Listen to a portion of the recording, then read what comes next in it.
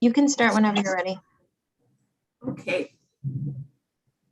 Hello, everyone, and welcome to the January 27th meeting, January 27th, 2022 meeting of the CV6 Business Affairs and Licensing Committee.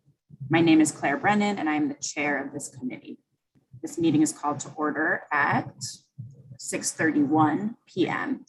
Tonight, we are joined by Community Associate Alex Crawford. Members of the public, you can raise any questions or comments that you have through the Q&A feature of Zoom. If there's time following the committee's discussion, we will field questions from the public. Susan has volunteered to take minutes tonight. Thank you very much, Susan. You're welcome. You all should have received an email from the board office with a link to a doodle sign-up sheet for minutes takers of the committee meetings for this new year, 2022. If you haven't had a chance to sign up yet, for your convenience, the sign-up sheet is being posted in the chat. It just was right now. We will now take attendance by roll call, and Alexandra will conduct the roll call. Committee members, I will call your name and you will unmute yourselves. When your name is called, please say present. I will announce if there is quorum. Claire Brennan. Present. Charles Fernandez. Present. Paige Judge. Paige Judge. Anton Malner. Present. Seema Shah. Present. Susan Steinberg. Present. Michael Devereaux. Michael. Dan Devine. Present. Jeannie D'Onofrio. Present. John Keller. Present. And Kevin O'Keefe. Present. We have quorum. Great, thank you, Alexandra. The agenda for tonight's meeting was distributed ahead of time by the board office and appears before you on the screen. If there is no objection, we will adopt the agenda as stated. Members of the committee, if you object to adopting the agenda, you may raise your hand through Zoom. Okay, seeing no objections, the agenda for tonight's meeting is adopted. The minutes from December 22nd and October 28th committee meetings were distributed ahead of time. Thank you to Dan for doing those minutes, and Alexandra worked on the October minutes. Members of the committee, if you object to adopting these minutes, you may raise your hand through Zoom now.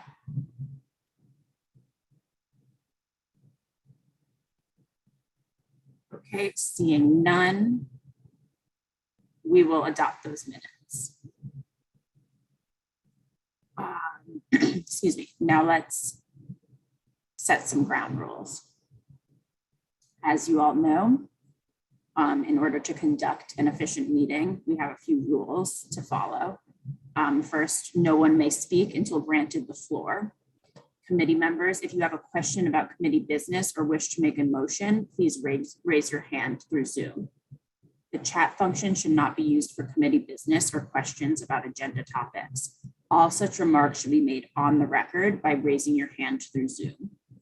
Chat should only be used to alert us to any technical difficulties you are having or to state in writing information like an email address or phone number. That was already stated out loud on the record during the meeting. When a committee member is given the floor to speak, I will identify you and you can unmute yourself so that you can speak. We are required by state law to have a transcript of the meeting, so please keep your questions and comments succinct and germane to the discussion. So without further ado, we'll move on to committee business. And first on the agenda is a new on-premises license for Restaurant Associates LLC at 730 3rd Avenue. Is the representative from that establishment here Yes, I see your hand. Lindsay? Yes. And I also wanted to mention, we have Holly Schneerman from the premises here. I wanted to know if we could unmute her as well or raise her to panelist. Oh, I actually do see her as a panelist. Oh, okay. So I can give should some be- background information if that's okay. That would be wonderful. Okay. Thank you for having us. The premises will be the corporate headquarters for Nuveen, which is a real estate developer. The applicant is Restaurant Associates. They currently hold approximately 40 licenses in New York State now. Some recognizable locations where they've provided food and beverage service would be Google headquarters, the Blue Box Cafe, which was formerly in place at the Tiffany and Company building, and the Metropolitan Museum of Art. The locations that we're licensing today are two separate locations on two different floors within 730 3rd Avenue. One location is on the 2nd floor and the other is on the 22nd floor. Both of these locations will be private catering establishments, which will not be open to the public. The food and beverage service will be for Nuveen employees and their guests only. And the events will be for festivities such as birthdays, anniversaries, employee happy hours, or client receptions. The hours will not go past 10 p.m. at the latest, although there will be some variance as to when events will occur, but they will not end later than 10 p.m. The application for the 2nd floor space has no outdoor area, but they will have entertainment such as TVs, background music, and occasional acoustic and piano performances. The application for the 22nd floor space will have an outdoor terrace, and this particular space will have background music as well as occasional acoustic and piano performances. The entertainment will not be amplified. So I also, as I mentioned, I have Holly Schneerman, the GM, with me, and we are happy to take any questions that you might have. Thank you, Lindsay. Yeah, I was wondering about the hours. So nothing will be past 10 p.m. you said? That's correct. What is like the expected earliest start time of an event for you all? Holly, would you be able to advise? Are these all typically after work events, or would anything start earlier? Yes, they typically start after hours, with the earliest being 4 p.m. And like Lindsay said, not going past 10 p.m., but could end as early as 6 or 7 p.m. Okay, that sounds good to me. That was really my only question. I'm glad to hear that you won't have amplified music. It will just be acoustic, sorry, when you do have live music. I wonder if any committee members have questions for this applicant. Anton? This building that you're in is a completely commercial building? I believe so. Holly, is that correct? Correct. Okay. And the whole area is, I think, zoned commercial, as I recall. There's no residential in the immediate area? That's correct. Right. I have no issues then with music or noise. Thanks, Anton. Do any other committee members have questions, or I'll open it up to the public as well. You all should be able to raise your hand and we can upgrade you to be a panelist, but I'm not seeing any questions from folks.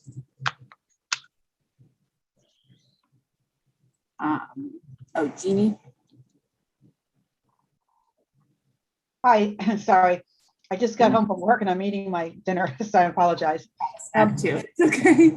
Just a question about the 26th floor. Is this by invitation only events? I mean, I'm not, is it an amenity for the building only rather than a public space It's not open to the public. These are just corporate offices. within the when building? It would be on these 2 floors only. So it would be for the 2nd floor and the 22nd floor only. And the only attendees would have to be invited. So this would be for the employees of Nuveen and any guests or clients that would be invited into the space. Oh, got it. Okay, understood. Thank you. You're welcome. John? A motion of no objection unless there's further discussion. Are there any seconds? to Second. that? Thanks, Anton. Second. Yeah, do we have to open to see if there's public comments? I Yeah. did, and I didn't see Oh, anyone okay. raise their hand. I could give them another second. Oh, no, it's all good. I don't know. I didn't hear it for some reason. Sorry, I kind of combined the second round of questions for the public and members, but yeah, I don't see any more questions, so I think we can vote on this. And in this instance, I would just ask if any committee members object to a resolution of support. Please raise your hand in the next few seconds. I can write the Otherwise- resolution. Okay, thanks, Jeannie. Oh, you know what? We actually are trying to continue the template Oh. option. So. That's right. once- I'm sorry, I forgot. It's okay. So I don't see any hands up for opposition. So if Alexandra, do you mind pulling up the template? Oh, sorry, Anton? Yeah, I have a question. There are going to be 2 separate licenses for the 2 separate floors. So I think we need to have 2 separate resolutions. No, am I mistaken? I think that it's one entity just operating in 2 separate spaces with I guess you're right, the address. Alexandra, do you have any clarity on that? The address is the same, and they could answer this too in terms of the operations seem the same. I just think the only difference is the floors. I know that it seems like there are some differences between the 2 floors, which I think in the resolution, if you want to make distinctions between the 2 floors and make sure it's clear that there are 2 floors under this license, and you can do that. It's up to you, really, but I think you could include it in one resolution, just make it clear that it's 2 separate floors, but it's ultimately up to you. As far as the liquor authority is concerned, as long as we have both floor numbers in the resolution, they would accept it. That's good to know. Thank you, Lindsay. Seema? Yeah, I just wanted to confirm because we have, submitted or approved licenses for restaurants that had a bar on both floors, like a downstairs and upstairs bar. So yeah, I think you would just specify the floor number. That's it. Right. It is interesting because I feel like in most of those cases, it's just they've been like connected and the stairs are, close by. And this seems like you would have to kind of like travel differently. But I think that we're all kind of in agreement here that we can just specify that there are 2 separate floors that we're talking about. And the 22nd floor does have outdoor space, which matters. So Alexandra, are you able to pull up the template for us? Can you see it? Yep. Thank you. Okay. Yeah, and let me know where you want to add things, and I can just type them in live. Perfect. So yeah, we have a resolution of no objection.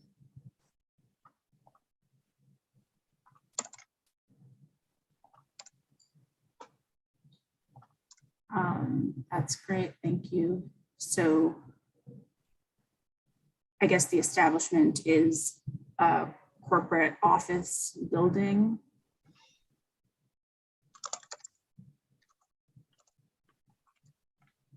Catering to private events.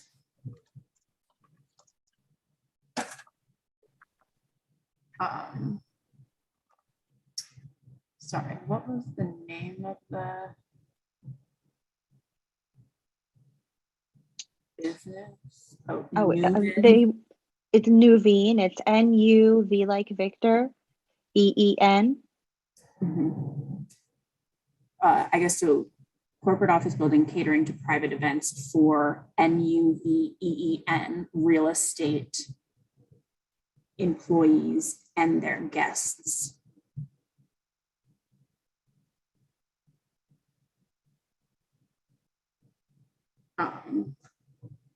Or I guess like exclusively catering to.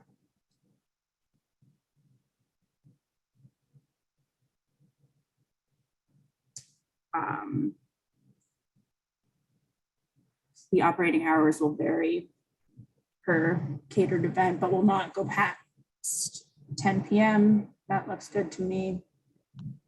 And then I think this is where we can say like, whereas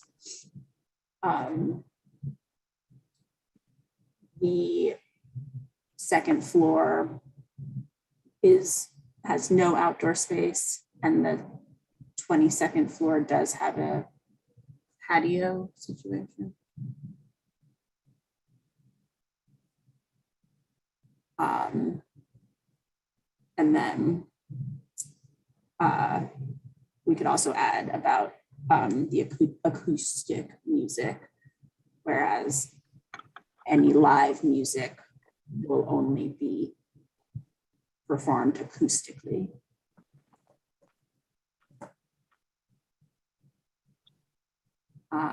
Okay.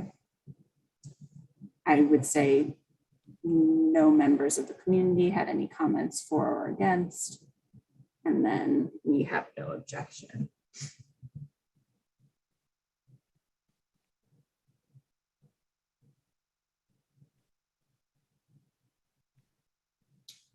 Okay.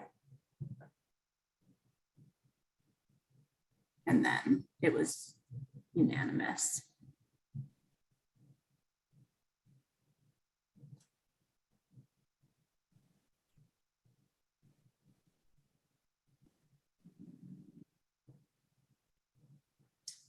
Thank you. And thank you both for joining us. Thank you very much for having us. Thank you. Next up is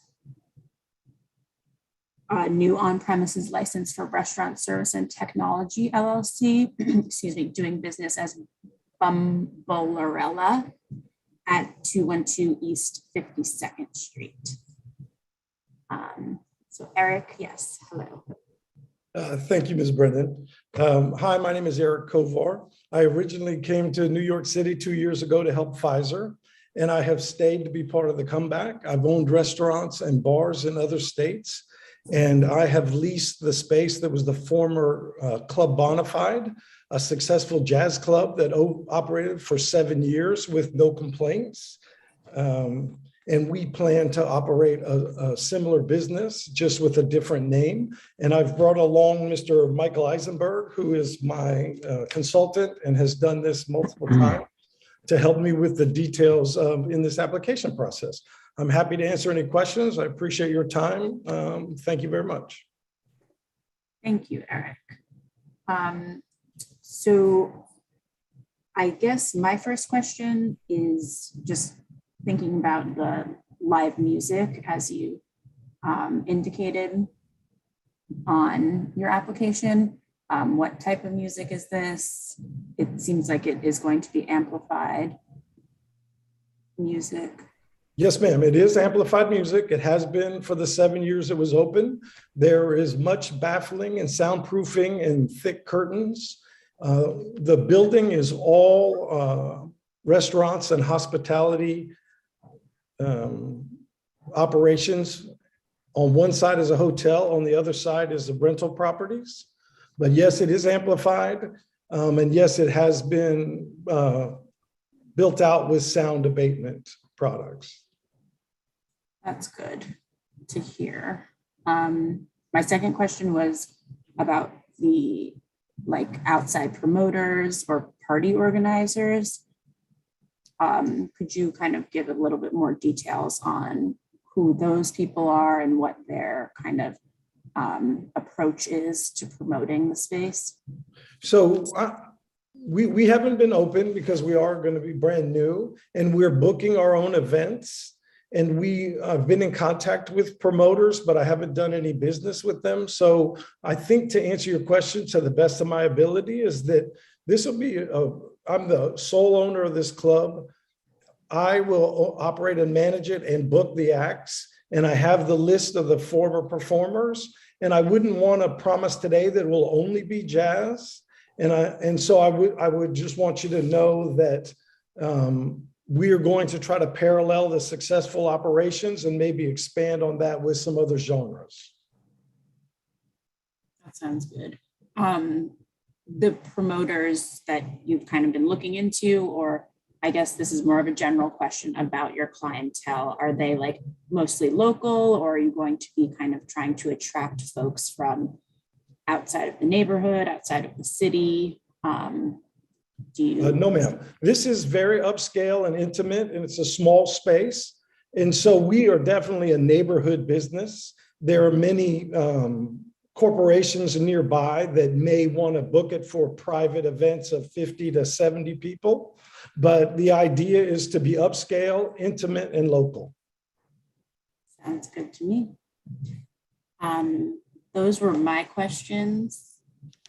Are there any questions from the committee? Anton? Just a quick question. You mentioned that the prior operator was very successful. Why would he give it up? Well, when I say successful, I can only speak to the fact that they booked a lot of events and they shut down prior to COVID really taking over the city. So the fact that they had Sting perform there back in 2015 and some of the caliber of their events is what I was referring to. They have an incredible sound system, incredible sound abatement, but they might not have been the best operators because I still get some of their bills. So all I can say is that the music was top quality. It was my kind of crowd, my age crowd, and that's what I meant by they were successful for 7 years. Thank you. Thank you. I see Dan has a question. Yeah, I am curious, maybe a little bit more as a point of reference rather than contention, but when you look to the left of the building, is that residential? I know to the right is a hotel, but is that a residential building, or what type of building is that? Yes, Mr. Devine, that's a rental property with approximately 40 units. And I have been in touch with the management and some of the residents, and some of them have been there for years without issue. But to answer your question, yes, if you're looking at the building, the balconies with the white decorative elements, that's an apartment building. It always reminded me of New Orleans, so very fitting with a jazz club. So exactly, that's the whole feel of that part of the street. You're absolutely right. I wish you luck with this. Thank you very much. I appreciate that. I see John's hand up. Yeah, just very quickly to repeat again, what are the hours of operation? Excuse my throat. Yes, take care of that, Mr. Keller. We are open after work, and we will have 2 sets, and the second set will end approximately 12:30, and we'll have everybody out of there around 1 or 1:30.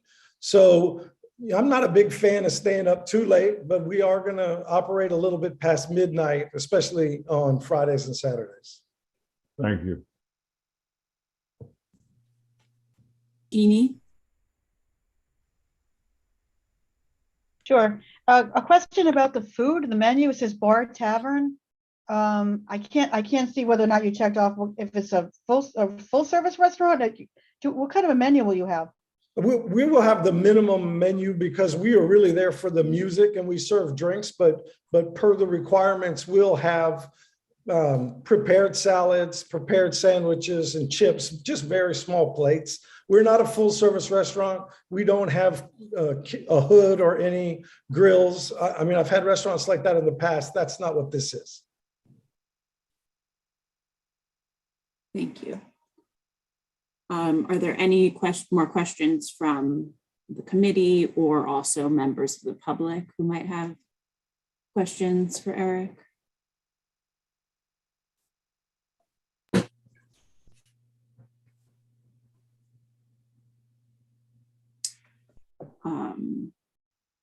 I don't see any hands up. So is there a motion here? Motion of no objection? Second, Thank you both. And if anyone does object to this, speak now.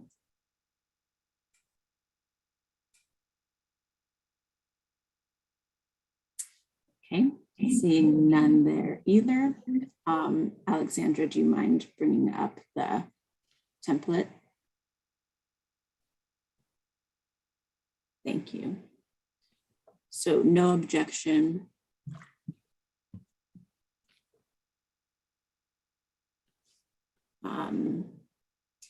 The establishment is, I think that we can say a jazz bar, right? Unless anyone, or a music venue, I don't know. Music venue seems a little bit more. That seems more appropriate. So if we could say jazz club and music venue, I would appreciate that. Sounds good.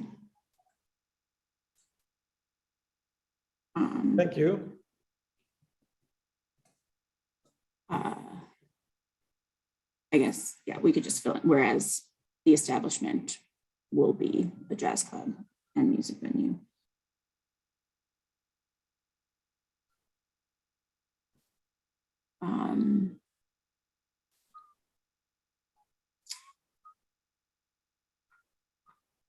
I think we can note the soundproofing of the space, maybe actually in the stipulation section. Ms. Brennan, I mean, we have sound abatement. I'm not sure we can be soundproof, right? Oh, I mean, that's a very technical word. Sorry, I'm not really familiar with the differences. So No, thank you. I just, if we're going to put it in writing, thank you for letting me speak. yes, absolutely. Whereas the establishment will have sound abatement measures. Yeah, for the amplified music, I think that's perfect. Mm-hmm.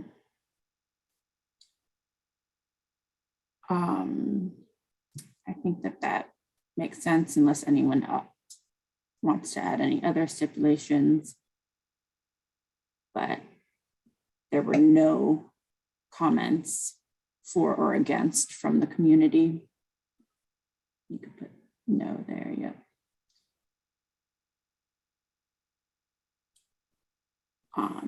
And then we have no objection.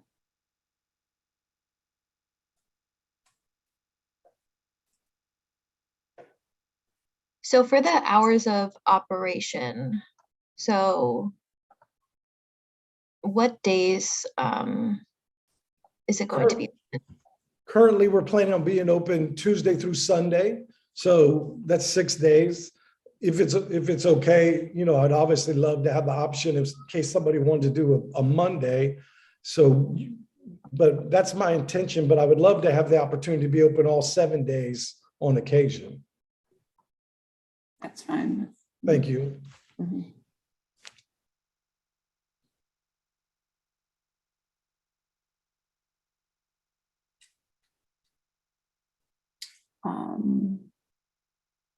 Yep, and then it was unanimous again. So thank you, Eric. Thank you, Sharon. I appreciate the opportunity to be in front of y'all and look forward to come visit us as soon as we're You open. will. Got a little bit of work to do, but thank you so much. In due time, we'll definitely see you. Thank you very much. Thank you. With your permission, I'll exit stage left. Yes. Thank you. Take care. Thank you all. Appreciate y'all Take very care. much. Thank you. Of course. Take care. Thank you. Great. Okay. Next up is a new on-premises license for Ashavi Restaurant Corp. at 409 3rd Avenue. Is there a representative here? Yes, hi. Hi, how are you? Hi. So I think the office reached out a few times asking you to complete a questionnaire in advance of the meeting, which just helps us kind of orient ourselves to the establishment that you're intending to open. We appreciate you being here Actually, now. So sure. If you give me a minute, I can explain you. I can give a little bit background about me also. Okay. Yeah, you could just like walk us through your establishment and let us Sure. know more about your operations. We just might have a little bit more specific questions for you because we weren't able to receive your answers in advance. So Sure, ma'am. So my name, hi everyone. My name is Vijay Patel. Actually, the restaurant name is called Vatan. It's 409 and 3rd Avenue. The restaurant been there since 1996. I'm working as a manager there since 2016. In pandemic, the owner of the restaurant had passed away due to a heart attack. So nobody was interested in the restaurant. So the family member had decided to give up. So I'm getting a new lease from the landlord, but I was the only one running the restaurant. And our restaurant is basically a fine dining restaurant. It's an Indian restaurant. We do not have a full bar. Like we have a half bar. People do order some wine and liquor on the table. It's a prefix menu. We open at 5 p.m. every day. And our last table is at 10 p.m. We do have a guest leaving at 12 a.m. sometime. That is the latest. But other than that, we don't have any music, loud music or nothing else. Everything is going to be existing as what was before there. Doing no changes, nothing is being changed inside. that's Thank you. clarifying. Thank you. So is the name going to continue to be Vatan? Batan, everything is going to be the same, ma'am. Okay. That is helpful to me. So you would say that your hours would be 5 p.m. to midnight. Yeah. Our And- last table is 10 p.m. We do not take any customers, sorry. We do not take any customers after 10 o'clock, but the guest usually leaves around 11:30, 12. The latest by 11:30, but I would say by 12 midnight. Okay. That sounds good to me. Will you have outdoor seating at all? I'll kick it out to the community if anyone has any follow-up questions. Sure. Thank you. Please raise your hand.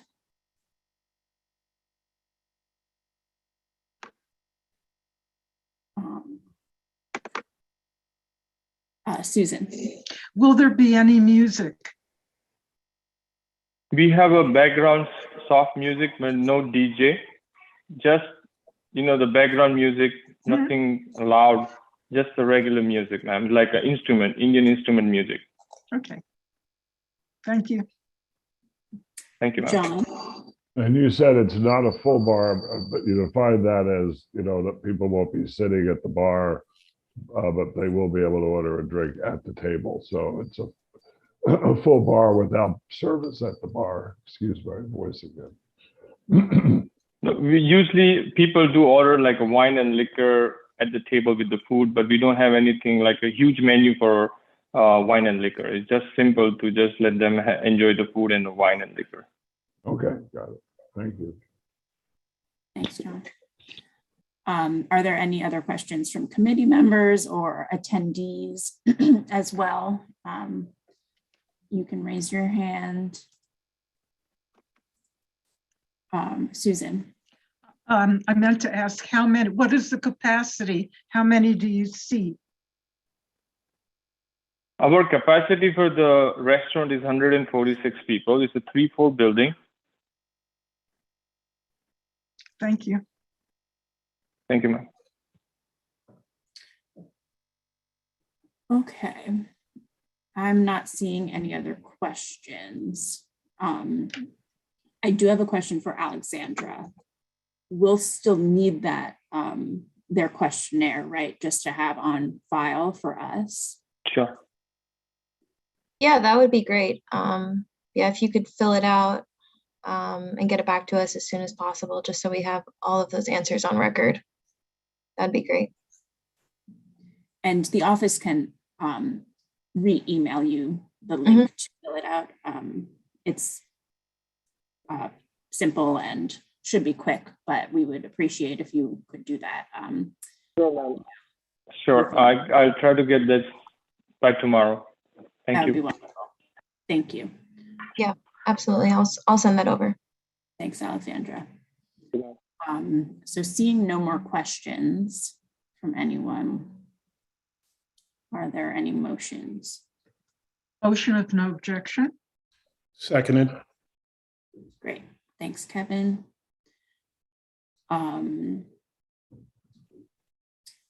Does anyone object to this application? You can raise your hand through Zoom within the next few seconds.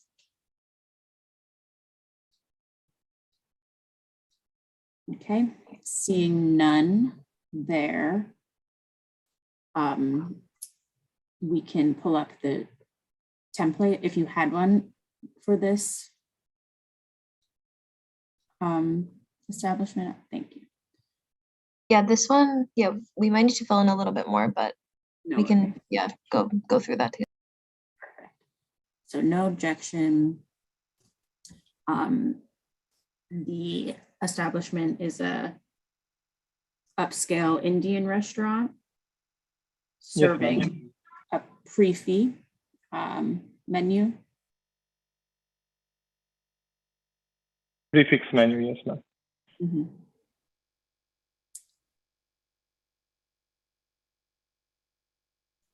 PRIXFIX, I think.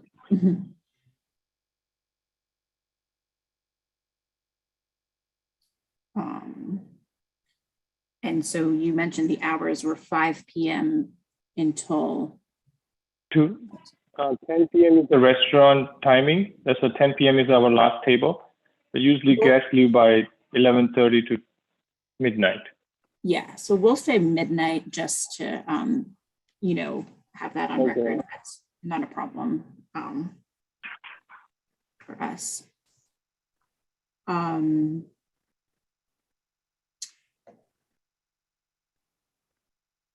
I think whereas I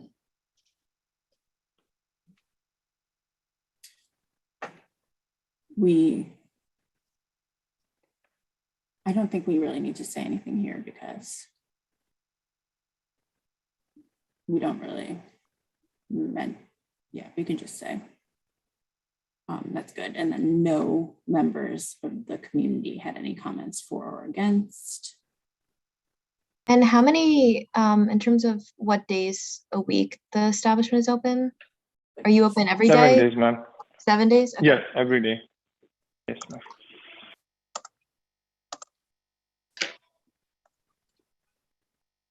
Great.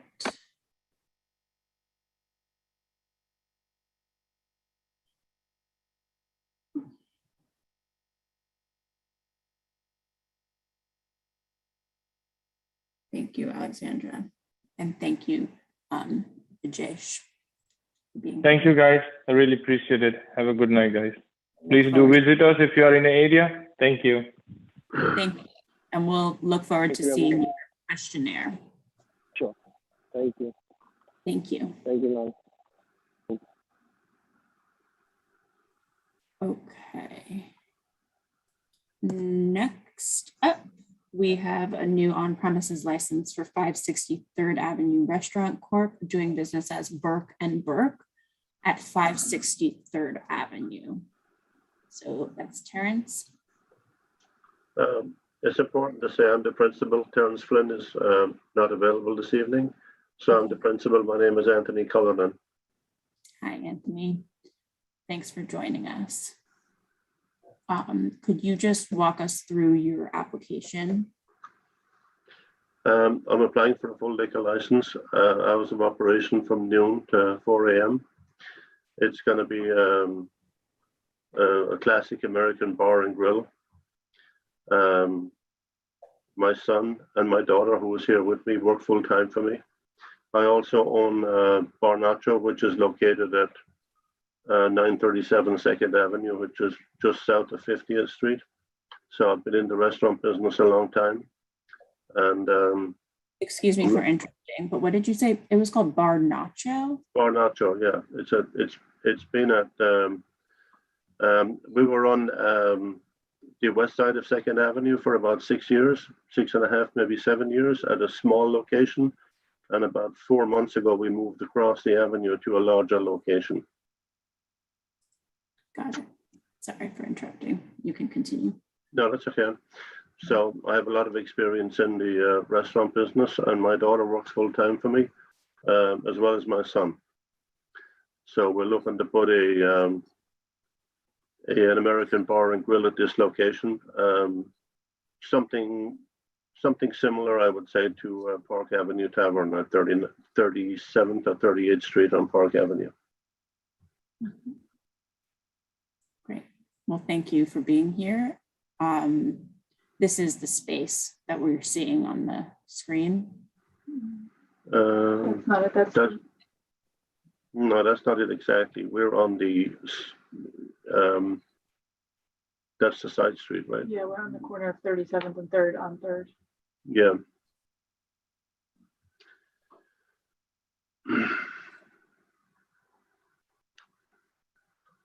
That's the north corner. We're on the south corner of, Yeah, that's 38. that's 38th and 3rd. We're in the space that used to be occupied by Duke's Restaurant. That's the space you're looking at there. Mm-hmm. So you'll see upstairs is the outdoor dining area of Rio Grande.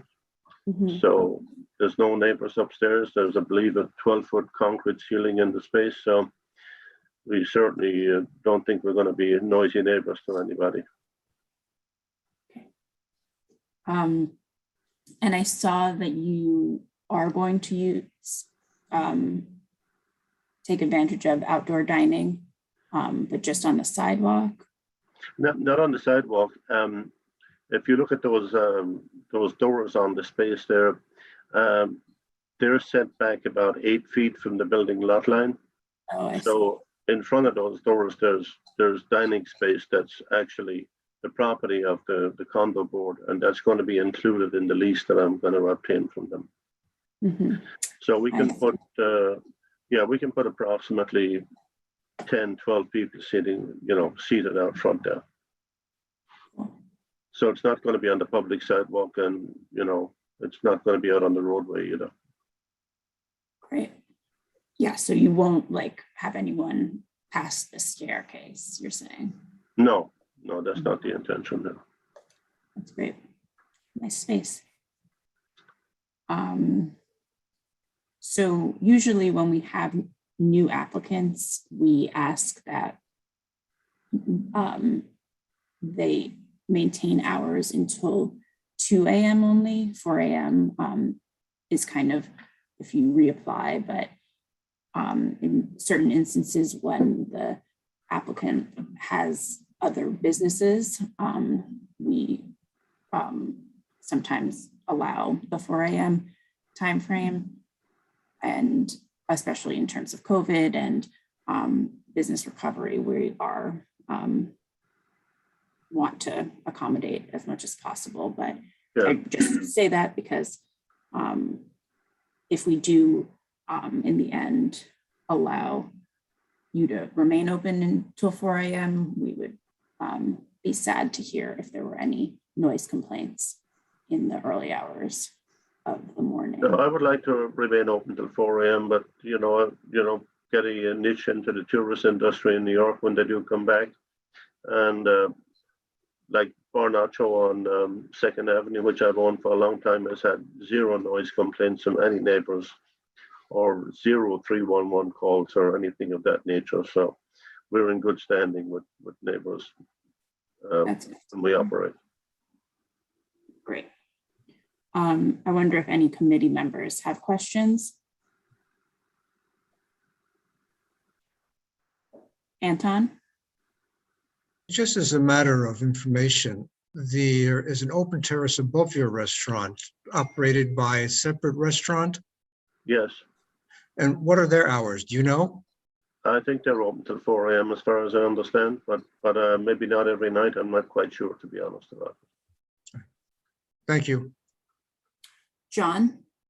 Yeah, one of the things we've done in the past that is very helpful is, especially with the hours, if you could have clear signage as to how someone who has an issue with noise could contact the manager of the business. That serves two purposes. First of all, it lets you know that there's an issue. And secondly, it saves calls to 311.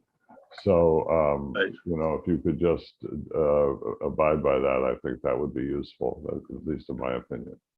Yes, absolutely, we can. And my son intends to be the manager there, and he'll be there hopefully 24/7 anyway. So I don't think we'll have any problems with that.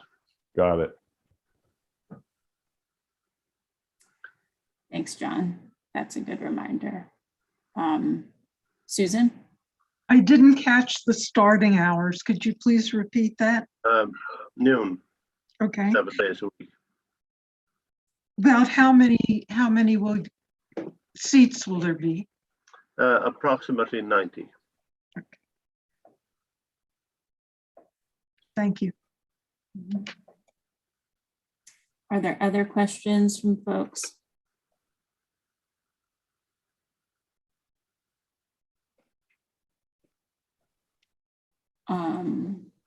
I don't see any.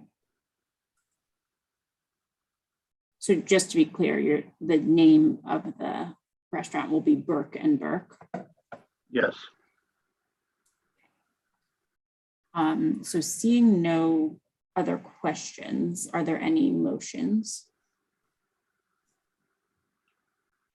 No Motion of no objection. objection. Okay. Okay, let's say Second. John said it and Anton seconded it. No, I heard you too, Jeannie. Okay, and then we'll pull up the template when you can, Alexandra.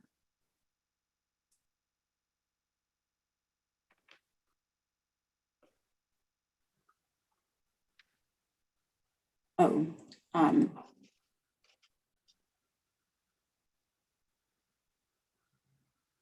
sorry, I was muted. Before we actually get into this, I'll just pause for a few seconds for anyone on the committee to raise their hand if they object. And seeing none there, now we can pull up the template. Sorry, thanks, Alexandra. So no objection here. Anthony, do you mind introducing your daughter? What's her name? This is Cara. Cara. Her second name is Harwood, and she's been working for me for about 9 years since she graduated college. Not that I want to give her age away or anything. So, and my son is in his 30s, and he's been working for me for about 5 or 6 years.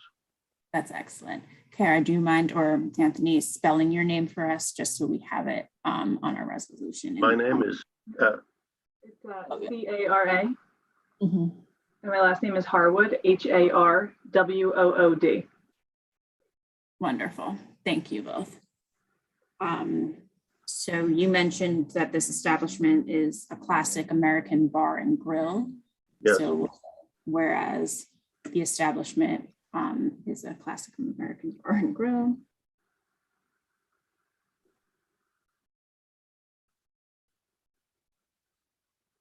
And Just to be clear, your intention is to be open 7 days a week, Yes. so we can add that. And then in the whereas below, I would add what John mentioned. Whereas,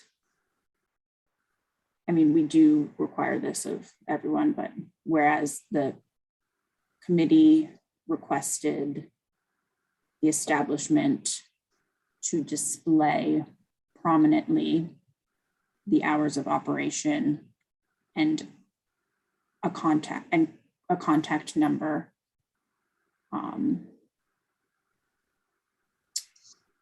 in the front, or Okay.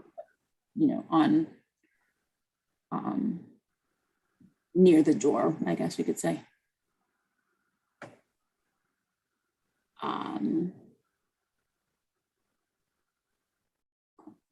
Door, okay.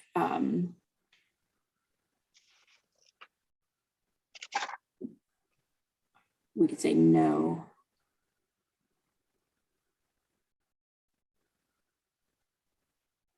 We have no objection.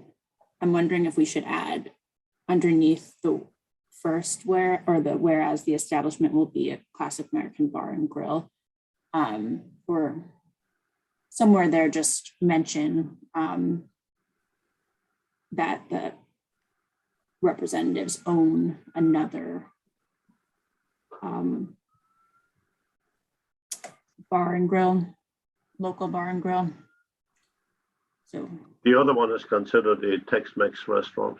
okay, Just for your reference. sounds good. Whereas the principals own a local Tex-Mex restaurant.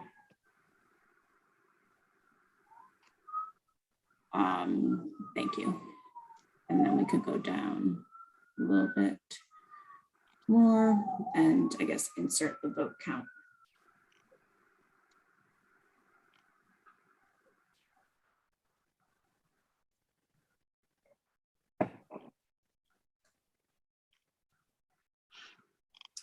Oh, Paige, I see your hand up. Oh, now it's down. But Paige, if you had anything to say, you can just speak up. But that might have been an accident.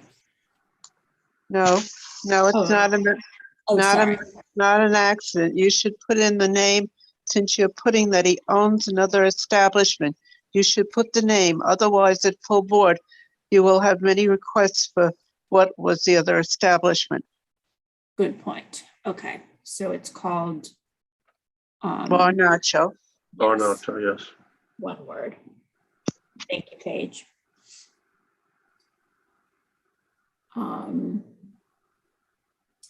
Yeah, you could actually say the principals also own Bar Nacho, comma, a local Tex-Mex restaurant.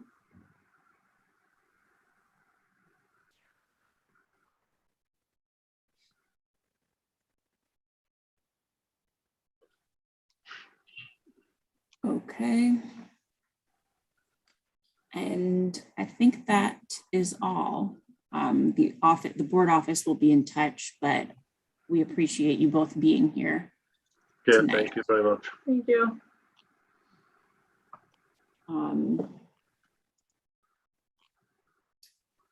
Great, thank you. And you're welcome to stay, but that's All right, all. thanks. No. Thanks again. The next item on the agenda is a renewal for an on-premises license for MDO Development Corp, which is doing business as the Water Club at 500 East 30th Street. Are there any representatives here from the Water Club? I don't see any. I'm actually gonna turn my video off for a second because I have a foot cramp that's like really intense right now. I'm sorry, but I'm still gonna talk. I just need to stand up. So the Water Club is not here tonight. We kind of didn't expect them to show up. but I wanted to keep them on the agenda because in exec committee, there were a few like requests to keep them on the agenda because although there aren't any like explicit 311 complaints, they've been kind of,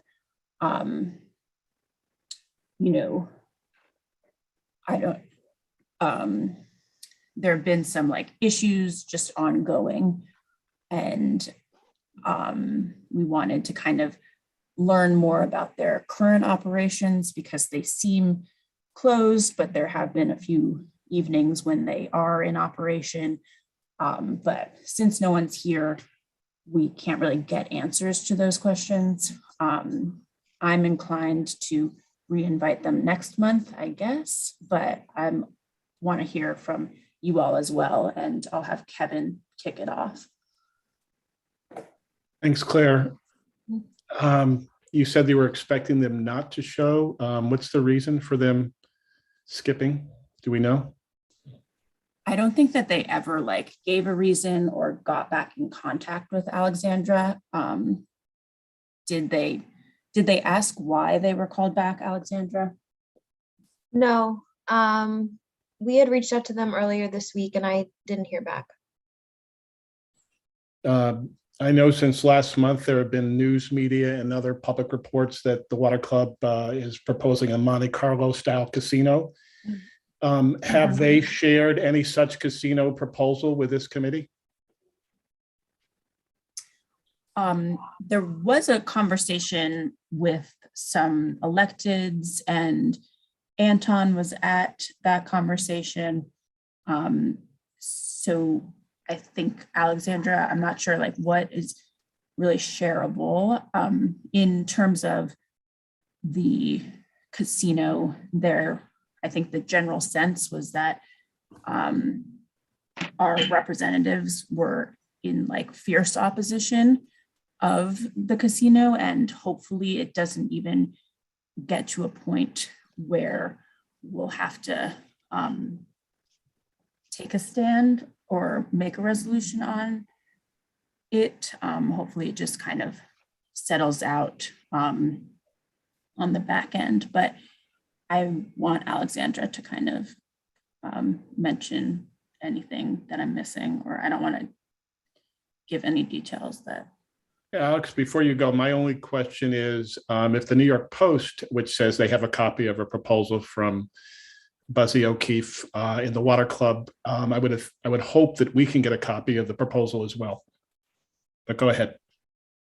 Yeah, I'm not super familiar with the specific details. I was just under the impression that it's in the very beginning stages, and that this, I think they're in this process of trying to vet where the casino would be. So I think this is in the process where I think in terms of coming to the committee and coming to the community board, I think that would be farther along in the process.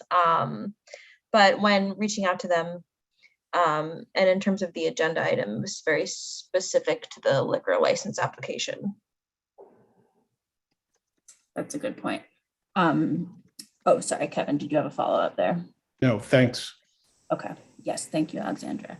I'll kick it to Anton because he was at that meeting. And in terms of the Water Club, this is going to be a 10-year thing that is not going to be approved for 6 or 7 years, and our local representatives are very much against it. And basically, my feeling is that at some point they're going to put the kibosh on this, and it will not happen. So I don't know if we should be involved at this early stage. I don't even think we should take a look at the proposal until and unless we get some indication from our local reps whether they are even considering going ahead with them. that's good. Thank you, Anton. Dan? Yeah, I don't know much about the specifics of the proposal, but just hearing Anton talk about it last month and thinking a little bit further about it. I know that this is maybe way ahead of our skis here, but I'm totally in favor of this. Manhattan absolutely needs a casino. Prior to COVID, everything cool had completely left the island of Manhattan. And I am absolutely in favor of anti-NIMBYism, We want this in our backyard. We want this here. We want the dollars. We want the clientele. We want the people. And I think to try to deny it is simply trying to deny the fact that gambling's legal in New York City. It's here to stay. And we might as well bring back a little bit of the glamour to Midtown Manhattan. Thank you, Dan. That is a unique perspective, but I appreciate you sharing that on the record. I think that, as we've said, it might not even get to a point where we are sharing our opinions beyond this conversation right now, which actually wasn't technically on the agenda in this capacity, but I think I'll let it continue for a few more minutes because I do see some other hands up, but noted and thank you. Jeannie? It's a quick question because I see it listed as a renewal on the agenda. So does that mean that we have the option not to give this resolution to renew the license regardless? I mean, if they're coming to us now for a renewal, but they're changing the whole, they're changing what the establishment will be. I mean, I think. Right. Sorry, so, sorry, that probably wasn't clear. It's kind of like two separate issues that we're talking about. Right. The renewal is just for their current operations, which is mostly an event space. I think they do serve regular meals when they are fully operational, but that's the renewal that they're requesting. And I think, as everyone knows, we do get a number of renewals each month as well. And Alexandra graciously looks up their 311 complaints and kind of if anyone had reached out to the board specifically with complaints about already established establishments in order, and lets me know if anyone has a ton of complaints. I understand that. Just because if they were here in the room tonight, we would be just discussing a renewal on the current situation. We cannot forecast or we don't know in fact if they're actually converting into a casino, and it's going to take a lot, right? So, so the issue on hand right now is whether or not there are noise issues, 311, all of that. So we don't need to worry about a casino at this point. So yes, correct. Okay, just want to be clear on that. Okay. Sorry, that wasn't clear, but yes. No, that's fine. Because I just rather focus on the renewal, situation if they were in the room rather than worrying about a casino if that's something we don't need to worry about tonight. So yeah, thank you. Thank you. Susan? I just did a quick check while we were talking. They would have to, a casino requires a special zoning permit, so they'd have to go through the City Planning Commission anyway. That's good to know. I wasn't aware of that, but now we know. Yeah, so I guess the renewal, as a cyclist, I know that there's a two-way bike path in front of the water club that is often filled with debris. And I also know that they did agree at one point to maintain that bike lane. So that's my little gripe about them, but there's no, noise complaints or 311 complaints on the record, or so I think bringing them in was kind of learning more about their current operations as well, because they have been shuttered for some time now. So we just wanted to get a little bit more info. Susan, is your hand still up? Sorry. No, don't be sorry. I'm just making sure. So yeah, I guess there have been no-shows in the past with us, and we've kind of given them another opportunity. I don't know if anyone feels, I kind of could have gone either way knowing that they wouldn't show up, but I just wanted to have kind of a surface level conversation and to hear if anyone had specific complaints as well, in addition to the ones that we heard at exec committee. But Dan. I just have a quick question, Claire. Maybe I missed it, but you mentioned that there were complaints that were outside of 311. Can you maybe give a little bit more context about what those were? Yeah, so I think I don't really have many. I mentioned the bike lane situation, which is a personal gripe, but I think that in general, you know, that we were not expecting them to come because in the past when we've, you know, tried to engage them on certain issues, they have like ignored us or ghosted us or whatever. You know, they're not a very like active community member, but the specific complaints beyond the maintenance issues, I like, you know, I can't really speak to, but someone on the exec committee was really adamant about bringing them in or like trying to bring them in, I think because of past interactions with them from like as a member of a chair of a committee. And I'm pretty sure it mostly has to do with what I mentioned about the bike lane and like general debris in front of their establishment. But it is a good question. Alexandra, when is their renewal up, or when will we? Let me check really quick. Okay. And, oh, okay. Yeah, so I think that, I'm not sure if, it doesn't sound like anyone has any real strong opinions. Their on renewal, oh, sorry. Their license expires on the 28th of February. Okay, so is it a, okay, so I guess we could, oh, no, we can't try to have them come in. I'm inclined to just like letting their renewal for the restaurant pass. I think that there are some outstanding questions about their current operations that you might never know, and they might not even use the renewal if they're closed for the time being. But unless anyone disagrees or has any additional comments, I think we can just renew them as we do the other renewals. You want to, sorry, I do have a question. Sorry, I didn't raise my hand. That's okay. Sorry about that. So you want to go ahead with the renewal? I mean, you have questions. Wouldn't you normally just, you know, bring them to the committee meeting to answer some of the concerns before renewal? I mean, I know it's almost de facto on renewals, but maybe in this case, because they're not here and they were asked to come, which is a concern as well. True. Yeah, Kevin, I don't know if you had a follow up or something. Yeah, I just want to, maybe Jeannie crystallized it already, but I think that they were given a chance to show up. They didn't even say we couldn't make it because X, Y, or Z. Don't know why. I think it might be setting a bad precedent to give approval to someone who possibly doesn't care about this committee. True.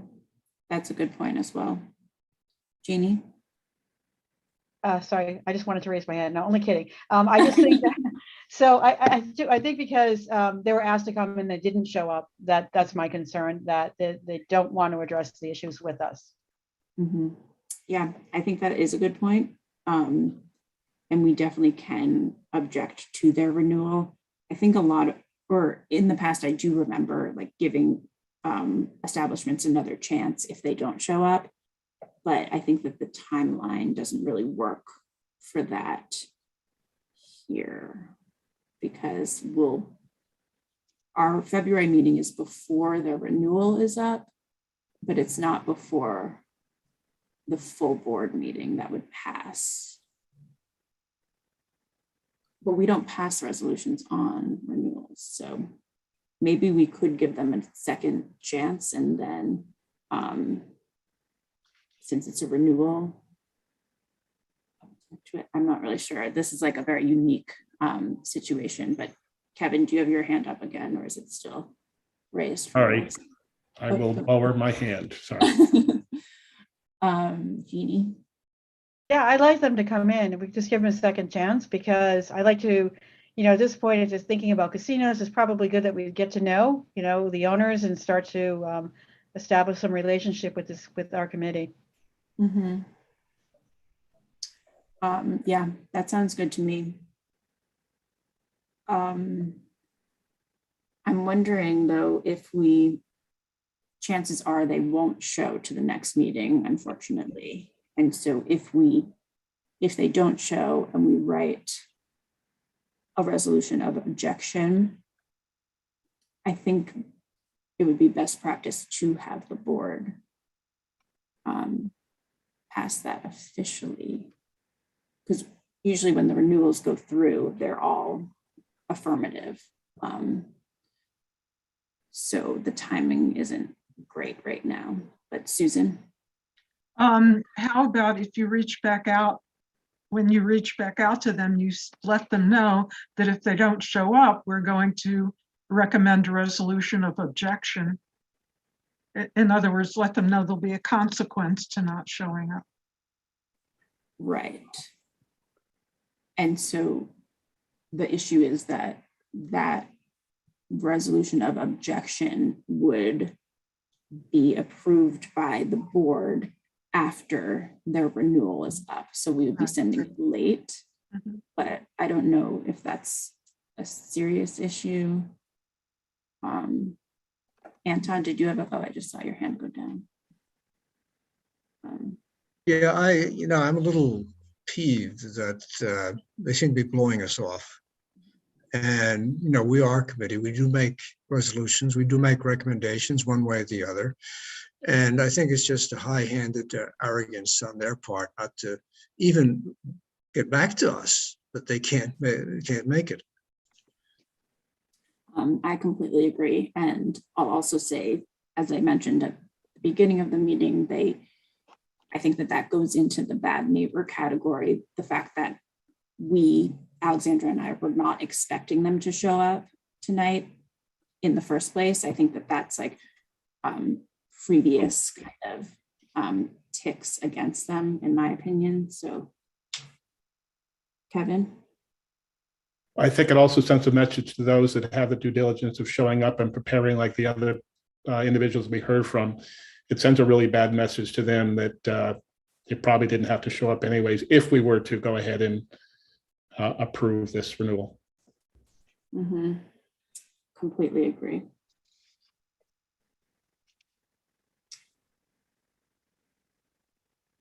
Seema? I just want to, this is like a silly question, you might have stated it, but we're sure we have active contact information? Yeah. Okay. That is a good question, though. I think that there are a lot of, with active contact information and a few angles that attempt to communicate with them unsuccessfully. Okay. Mm-hmm. Okay. Thanks. Susan? So is the question now before our committee whether we give them a second chance or just issue a motion of objection? Is that what we're kind of trying to figure out here? Yeah, and the issue is usually I'm all for second chances, even if the outcome is known. But the issue at hand now is that the timing for a second chance, if they've repeatedly not showed up to kind of meetings that we request them to, chances are they won't show up next month, and then it'll be too late to have anything on the record. So the timing is what's challenging me at this juncture. But John? Excuse me. I was originally going to, just let the renewal go through. But after listening to Anton and Kevin, I'm inclined to do a resolution of objection here. And because you look at all the people who come in and, take this very seriously. And, Completely. so I would be on that side, and I've changed my mind in listening to the discussion. Mm-hmm. Yeah, I'm had a very similar process. Was inclined to just let it go through, but after hearing everything that everyone else has said. I'm with you, John. Anton? I'm in favor of that. I think if we made a resolution of objection, it might get their attention. Right, especially in anticipation of future conversations that could be contentious as well. So yeah, I think that is good with me. Someone will have to make a motion. And I think that this one is something that we might have to spend a little bit more time on. So I would be fine writing if it came to that, a resolution, but I'll just wait to hear. Yeah, I make a motion to deny the reapplication. Seconded. Okay. Seconded. Kevin. I'm sorry, who seconded it? Kevin. This is a denial of the renewal.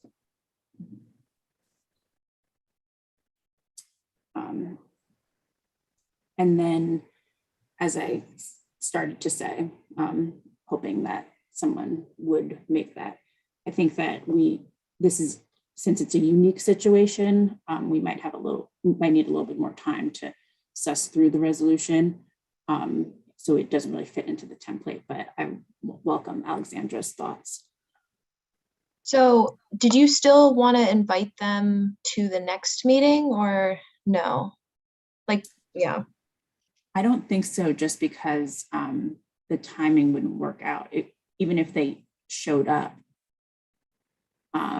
it would be too late, right? Alexandra? I was just wondering in terms of if you still wanted the representatives to come so that you could ask them the questions that you have. In terms of the timing, if they came to the next meeting, which, as you said, is on February 24th, the resolution wouldn't pass until March, and their license expires on the 28th. So it would be after the expiration of the liquor license. But I was just wondering in terms of if you wanted the representatives to still invite them to see if you wanted to ask them some of your outstanding questions. Yeah, that's a good question too. I think there's no harm in inviting them again to have just more of a general discussion of their operations.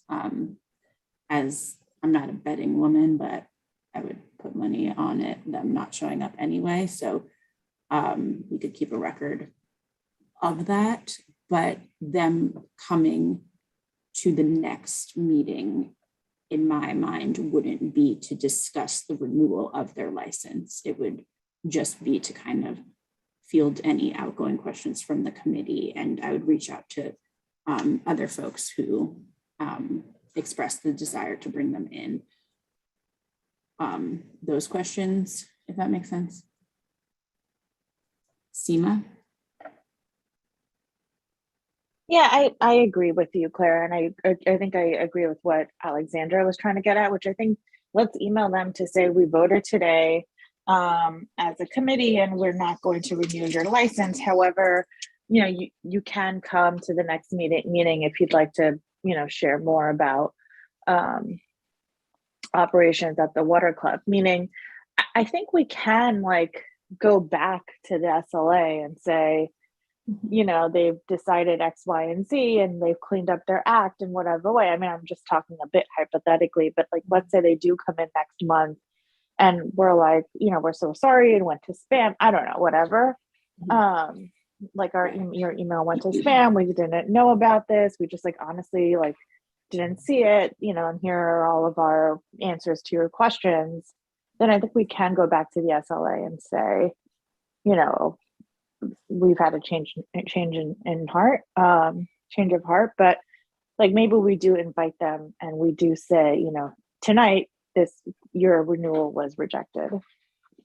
I think that's a great plan, and agreed. As we say, it's better to, or it's easier to give than take back in these instances. So we'll be like restrictive, but should they show up next month, then we can kind of take it from there and create maybe like a letter or just some correspondence with the SLA saying exactly that. So thank you, Seema. Charles, I see your hand up.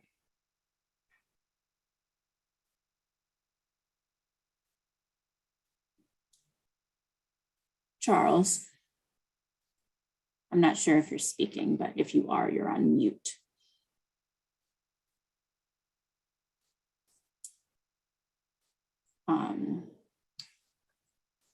We can come back to you if you are able to unmute later, but I would love to hear your thoughts as well. Kevin? Yes, thanks. I agree with Seema, but don't we have a motion to vote on? It's been seconded. Yes, and I'll do a true vote on this if you don't mind, Alexandra, doing the roll call for this vote, just because it's a little unique. Yeah, give me 1 second. Take your time.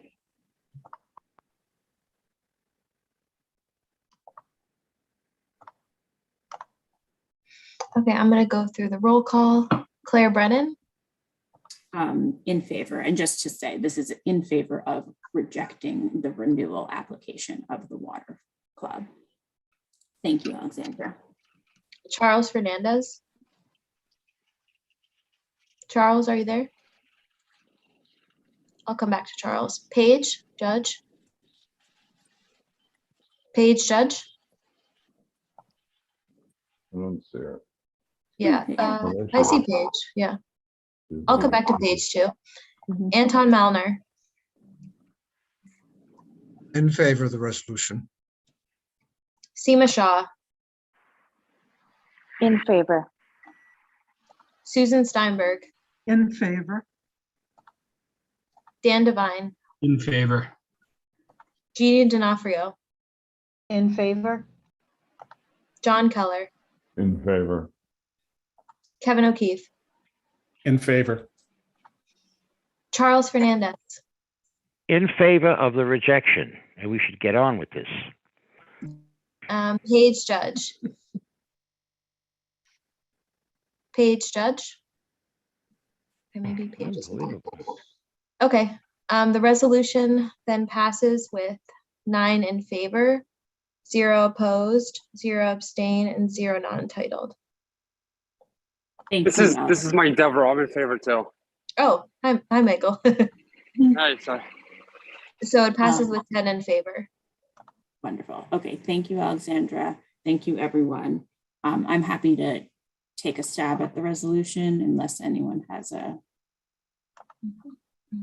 desire to, and that's fine. So I'll write that and get it back to the office.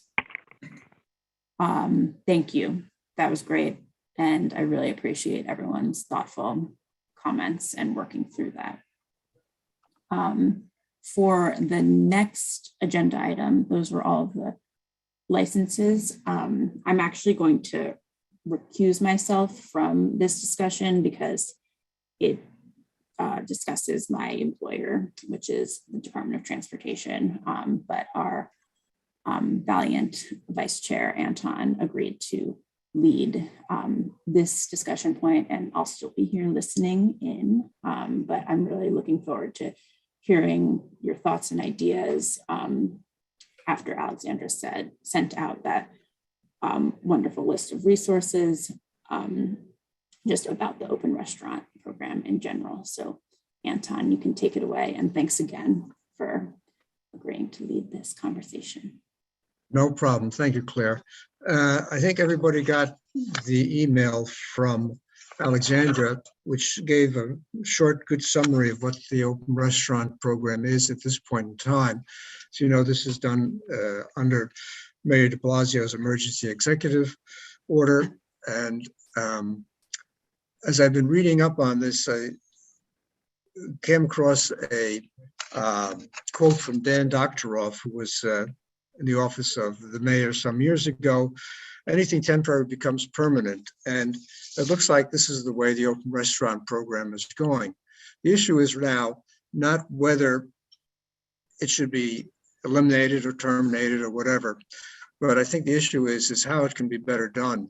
And the DOT and a whole alphabet of other agencies are involved at this point in time of making plans to make recommendations for how, where, and when open restaurants should be going forward. About a month ago, I attended via Zoom one of the open restaurant forums that's run, I believe, by the DOT, but I'm not sure at this point in time. It was about a month ago. And while most people who made comments seemed to be in general favor of the program, there was a lot of pushback from people the way, indicating the way it was run in terms of the noise pollution, vermin and garbage pickup, and taking away parking spaces, and from some restaurateurs who couldn't participate in the open restaurant program because they didn't have the space in front of their restaurants or in the parking area to expand their square footage, and they thought that was unfair. Right now, since this program is still in the review stage, and the various departments are taking ideas and will be presenting to various committees and other forums in the city over the next few months, I think it behooves us to prepare ourselves, take a general discussion amongst ourselves, and to collaborate, I think, with other committees of the board, for instance, the Land Use and the Transportation Committee, so that we can present a unified front when we are asked, and we will be asked, as other boards will be, of our ideas, objections, pros, cons of the whole open restaurants program. So I'd like to open this up to discussion and try to get a number of ideas together and see where we can go forward and whether we can meet with the other committees and again come up with some general objections or not, or ideas that we can present as a unified body to the various city agencies that are involved in this.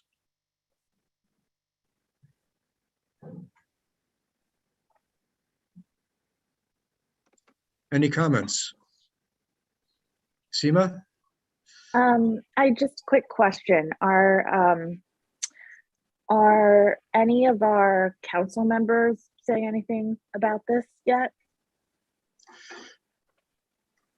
I haven't seen anything directly. I'm sure all our council members are aware of this, but I haven't been in contact with them. And no, I haven't seen anything on the internet as to their thoughts on this matter. And then my second quick question, it says online that the comment period, I think, ended December 31st, or that's like at least how I was reading it. Has it been extended, or did I read that wrong? There was comment period, but then in the spring of this year, after the various agencies complete the design engagement process, then they will present this to the community and the community boards at the borough level. And as they say in their website, engage an outreach program we set up for sharing design concepts in advance of the City Rulemaking Procedures Act. So this is where we would be making our comments. Okay, that makes sense. Thank you.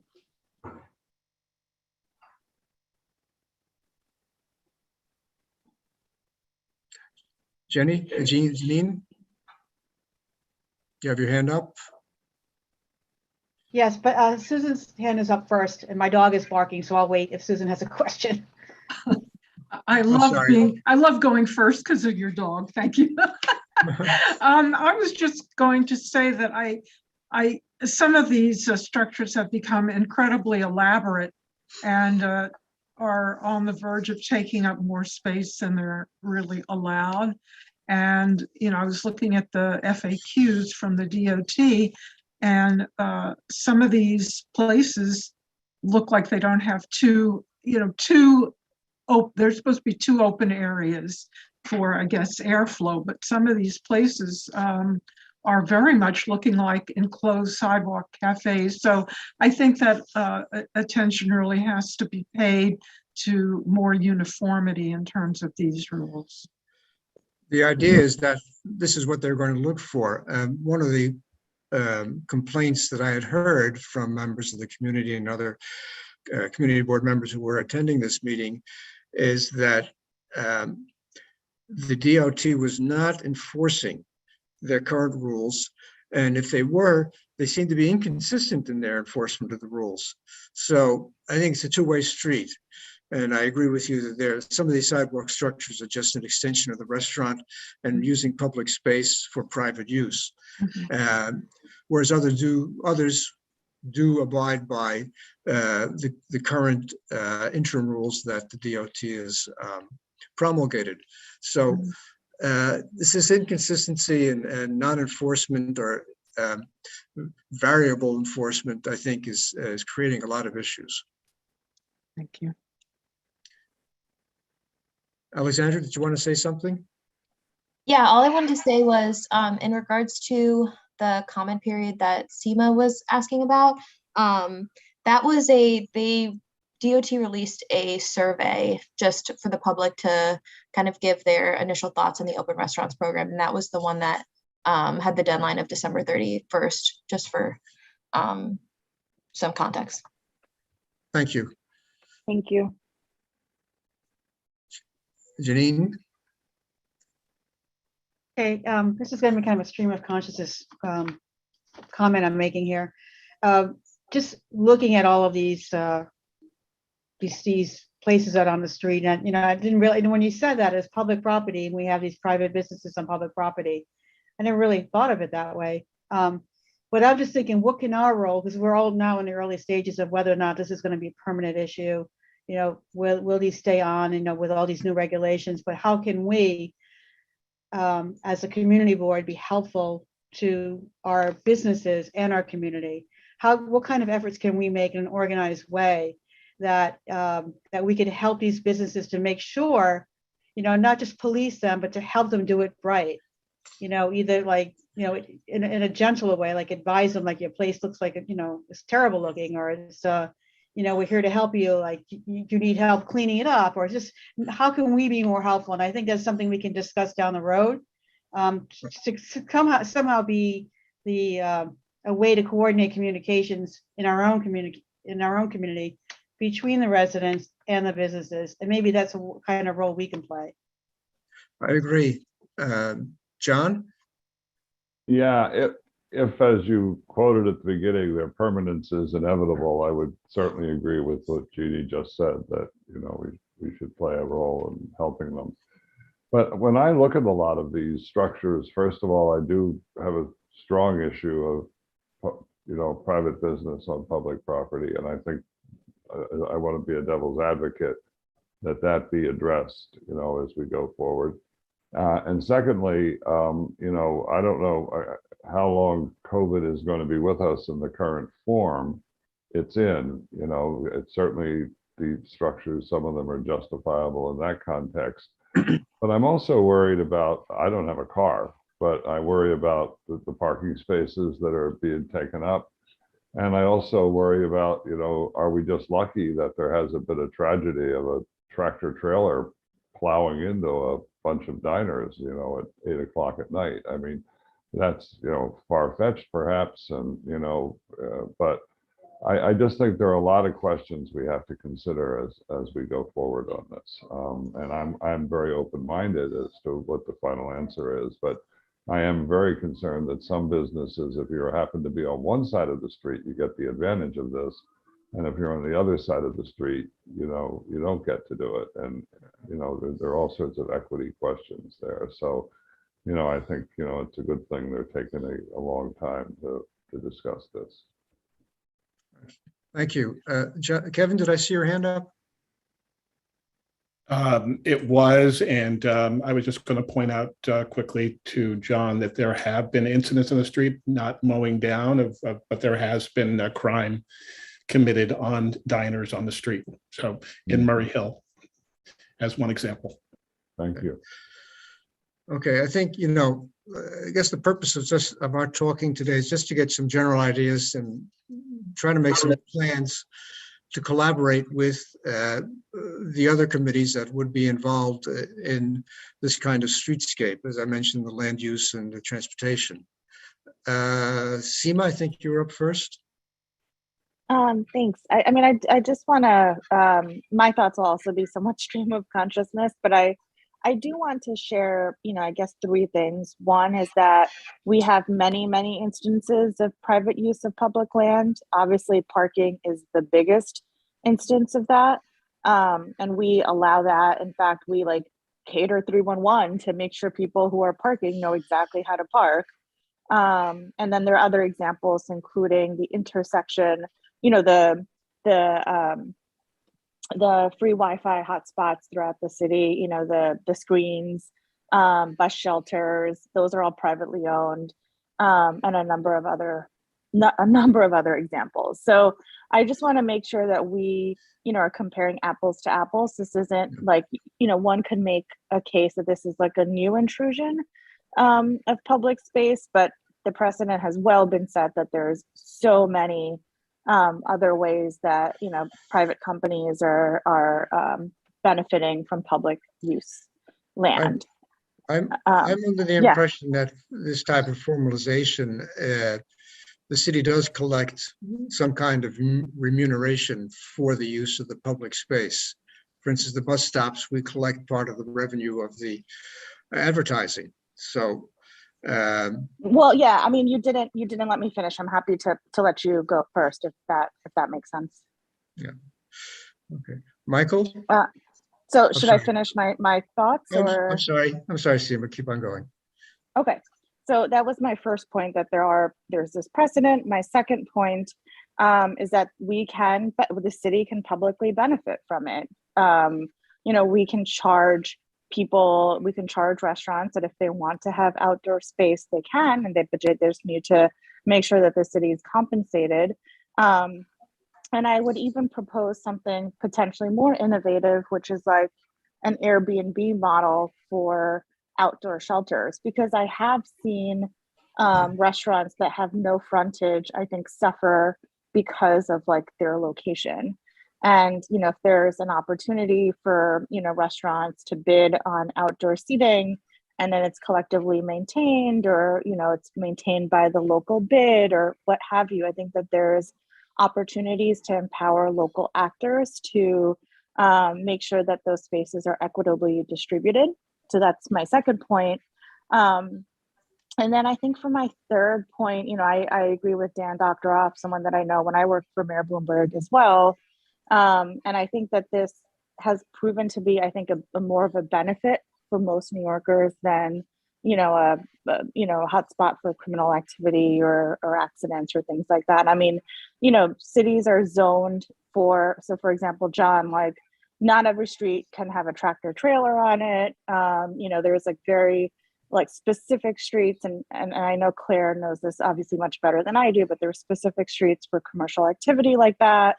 And so, we shouldn't just assume that the city hasn't figured some of this out already. I think, in fact, the city has. So I'd those are the points I'd like to kind of contribute to the conversation. Very good. I appreciate that. Thank you, Seema. Michael? Hey, thank you. The follow-up on that last point about it seems like the city hasn't thought about some stuff, because I represent a Teamster local and we deal with trucking in New York City. And a lot of locals are having problems doing deliveries, right? There are commercial routes in the city. Obviously, your big streets, you have 23rd Street, you have 57th Street. There's, the bigger streets are the commercial 14th Street. But when you do a delivery with a box truck, like a 24-foot truck, you have to deliver to the restaurants and the bars and, the Lower East Side. You have to go through those streets. And if you go down to the Lower East Side, you can barely get an SUV through these streets, let alone a truck. And these trucks have to get there to deliver the goods to these businesses. So I think there's a problem with policing, and I'm not saying that they're up to code, because I doubt the city would allow them to be this close or this far off the corner, where trucks can't make turns, which is dangerous to the pedestrians, because they're going to try, to the people leaving there, because they're going to try to make the turn, and they're going to hit the outdoor dining. I also feel that, they should be charged. There's a point right now where during the pandemic and right after, they definitely needed it. But I think the city should, generate revenue off of these outdoor dining areas. And I think it would get rid of the outdoor dining areas that really aren't being used. The ones that they just have it up for, in case someone wants to sit out there, in case, just because we're allowed to have it or because we don't want to take it down. I feel that the city, could do a better job maybe charging them, and maybe a lot of them would go away. A lot of ones not being used.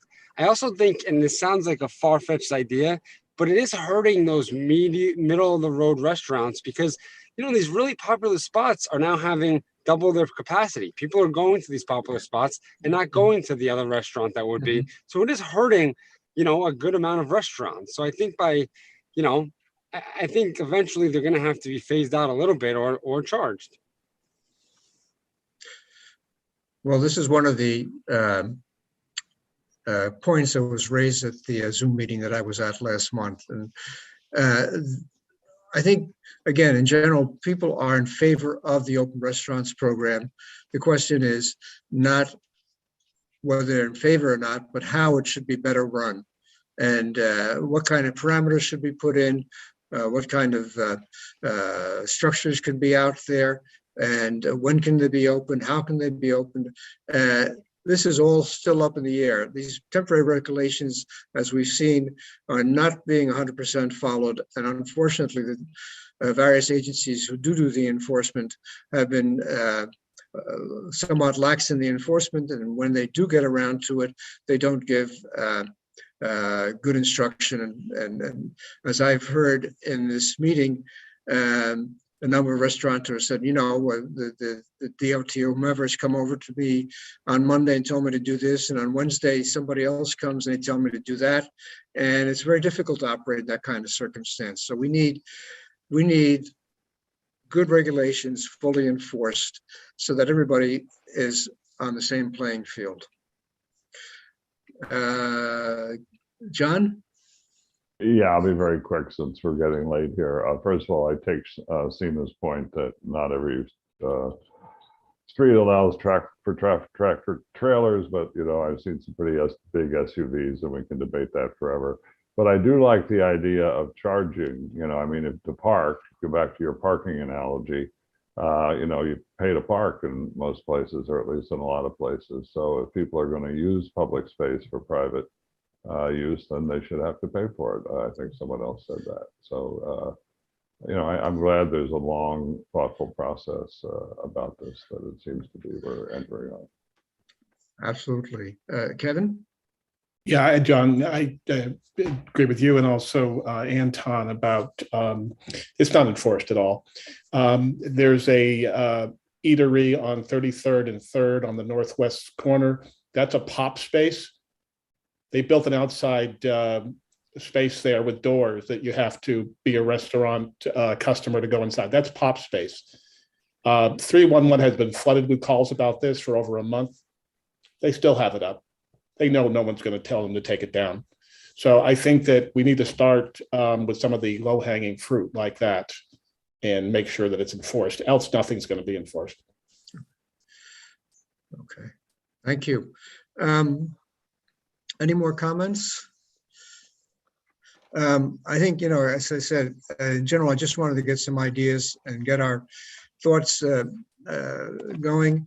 And I'd like to contact, or Claire will probably contact Kyle about reaching out to the other committees who are responsible for some of the parts of the open restaurant program, that is, as I said, land use and transportation. And perhaps we can set up a more formal meeting amongst ourselves and just bat around ideas that we could put in some kind of format and get to the general CB6 board for discussion and perhaps resolution. Does that sound like a good idea, or? Okay, I see one thumbs up from John. Sorry, I'm just raising my hand. Sorry, just another observation, or just a thought that just came across my mind.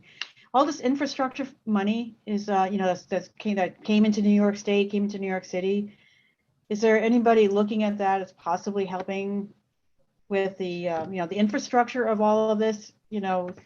I don't know who's pulling the purse strings on that, but maybe that could be helpful. Maybe in our district, we can focus on that. I'm not absolutely sure that infrastructure money will reach down that far to local businesses and that for their structures. I think infrastructure has more to do roads, bridges. Well, that's what I'm saying, because it's on the roads. And if we just, so that's why, because right now the roads are a mess and these messy things are on top of messy roads, and if we can all work together, we might have a pretty picture. I think if the DOT wanted to pave a certain street and there's an outdoor restaurant there, they have to move the restaurant so that the paving can be done. That's, in my opinion, more paramount than living up sometimes an ugly looking structure. And I've seen some ugly looking structures out there. Okay, so I think, is there a general feeling that we should go ahead, contact Kyle and see if we can plan a collaboration sometime over the next couple or 3 months, and perhaps get an agency or two involved to make a presentation and see where we stand and on the progress of the regulations. I think Jesus has his hand up. Hi, I'm sorry. If I can maybe offer a suggestion. I think it's very wise that the committee is having this conversation because, I'm sure DOT will eventually promulgate its rules and design standards for this program, and I'm sure they're going to be very detailed. But it doesn't hurt for the committee and the board in general to start talking about what it wants to see, because that might be easier to then evaluate what DOT eventually comes up with if the board has an idea of what it wants to see and what it doesn't want to see in these rules. But it might also be good maybe to take 5 minutes, even tonight, and just quickly on a document, write down some of the points that were mentioned tonight. Like, it seemed like you guys were talking about a few different elements of this plan, design, how these things look, safety, and enforcement, and maybe 3 quick bullet points about each. You'll have, even if it doesn't look like a resolution or anything close to a draft resolution, it'll be something that you can take to Kyle, and then Kyle can help you guys shop that around to the other committees, and then that's something to start off with that committees can bounce more ideas off, or they can say, yes, I like that, or no, I don't like that. And that might be an easier way to start the ball rolling rather than just going with an amorphous idea. Well, I think a good starting point is the current regulations, which are, I think, explicit enough that we know that many, many, many of the structures we see are not in compliance. So the first thing we should say is, why can't we get the current structures in compliance as a starting point? I think this is what, and if this is a starting point, then we can go on and say, okay, since this is the starting point, how can this be improved? Possibly. I mean, what I was thinking is just listening to this conversation from the last, several minutes. For example, enforcement. We've heard that we want these things to be enforced more in a standardized way and in a more regular way. So that's something that we know that we want. Safety. We want maybe some consideration, some of the DOT plans to say something about how diners on the street are going to be protected. We want, I heard someone say, we want there to be a charge for these things so the city can make some revenue off of this. That's three things already relating to enforcement that this committee has already decided that they'd like to see. Now, that doesn't have to be the end all and be all. Obviously, other committee members, other board members are going to have their say as well. But that's three quick things already that on the topic of enforcement that you want to see. As far as design, we heard one member say that they don't like the fact that many of these are essentially enclosed spaces because that sort of defeats the purpose of being outside. Okay, right. So you don't want to see enclosed spaces. Because I worry that sometimes unless you give these members a very short, super easy to understand document to start off with, it may not. The ball may take a little while longer to get rolling. And while we do have several months, if working with community boards has taught me anything, is that time goes by much faster than you expect it to. Right. You're right. Well, actually, you've come up with 4 ideas. I hope that put those in the minutes and we can start from there. Anton? Yes. One of the wonderful things about having somebody take minutes is that I've made notes about all these things and I can come up with some bullet points and circulate it to the committee. How's that? That sounds excellent. Thank you very much, Susan. You're welcome. John? Oh, Susan just made my point. I was going to suggest that we all send some notes to you, but it sounds like Susan's already captured everything. So my point is moved. Okay. Any further comment? Close discussion on this? Okay. Well, thank you very much. Look forward to continuing discussions in another committee meeting. And Claire, you're on. Thank you, everyone, for a fruitful discussion. And I agree with a lot of the points that you made. In the interest of time here, the last 2, excuse me, items are my report and new and old business. And I just want to bring to your attention, I'm sure folks know, there was a lot of press about it, but starting on Monday, the slate of bills was rolled out that ensured protections for food delivery workers. We had kind of talked about this briefly in the fall, but basically these protections include the right to use most restaurant bathrooms, increased clarity on daily earnings, and also transparency on the tips that they received. So that's exciting to me as someone who's kind of followed the plight of the group that's known as like Deliveristas. And it's a pretty big, I don't know if they're officially a union, but there were a lot of delivery workers who came together to fight for these protections, and they're finally in place and established as law. So that's exciting. But other than that, I don't really have much else to report.